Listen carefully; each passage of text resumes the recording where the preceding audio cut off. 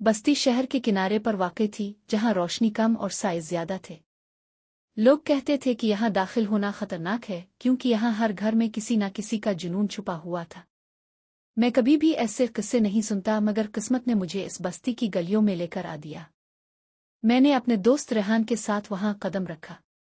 रेहान ने कहा, यह जगह अजीब है, हर दरवाज़ा बंद, हर खिड़की अंधेरी और शोर का कोई नाम और निशान नहीं। मैंने हंसकर कहा, शायद ये सब बस कहानियां हैं, हकीकत तो खुद देखेंगे। लेकिन अंदर ही अंदर दिल की धड़कन तेज हो रही थी। पहली गिल्ली के किनारे एक बूढ़ा शख्स बैठा हुआ था। इसकी आंखें खून की तरह सुर्ख थीं और वो मुसलसल कुछ बोल रहा था, मगर अल्फाज समझ में नहीं आ रहे थे, जैसे हर लफ्ज़ जुनून से भरा हुआ हो। मैंने रेहान की तरफ देखा, इसकी आंखों में भी खौफ झलक रहा था। यहाँ कुछ तो अजीब है, इसने कहा। मैंने सर हिलाया और आगे बढ़ गए। गिल्ली के बीचों बीच एक छोटा सा बाजार था, मगर बाजार खाली था, सिर्फ चंद टूटी हुई दुकानें और बिखरे हुए सामान नजर आ रहे थे। अचानक एक बच्ची ने हमें देखा और चीख कर भाग गई। हमने इसका पीछा किया, लेकिन वो गायब हो गई, जैसे जमीन ने इसे निगल लिया हो। दिल में अजीब सा खौफ हुआ, मगर मैंने हिम्मत की और आगे बढ़ा। एक मोड़ पर हमने एक घर देखा जो बाकी सब के मुकाबले में अजीब लग रहा था। दरवाज़ा खुला था और अंदर से रोशनी आ रही थी। हमने सोचा शायद यहाँ कुछ मालूम हो जाए। जैसे ही हमने कदम रखा, एक सर्द हुआ का झोंका आया और दरवाज़ा अपने आप बंद हो गया। हम अंदर फंस गए।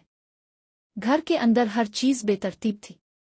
दीवारें खून के दाग से लाल लग रही थीं और फर्श पर किताबें और कागज़ बिखरे थे, जिन पर अजीब सा लिखा हुआ था, जुनून कभी ख़त्म नहीं होता। अचानक एक आवाज़ आई, तुम कौन हो?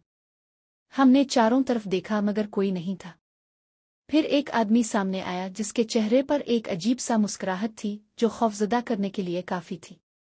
इस आदमी ने कहा, यह बस्ती सबका इम्तिहान लेती है। जो अपनी हकीकत देखने की हिम्मत रखता है, वो यहाँ तक आता है। मैंने पूछा, यह हकीकत क्या है? इसने जवाब दिया, जुनून। हर दिल में छुपा हुआ जुनून। और तुम्हारे अंदर भी। मैंने रेहान की तरफ देखा, वो भी कांप रहा था। अचानक घर के कमरे में से चीखों की आवाज़ आई।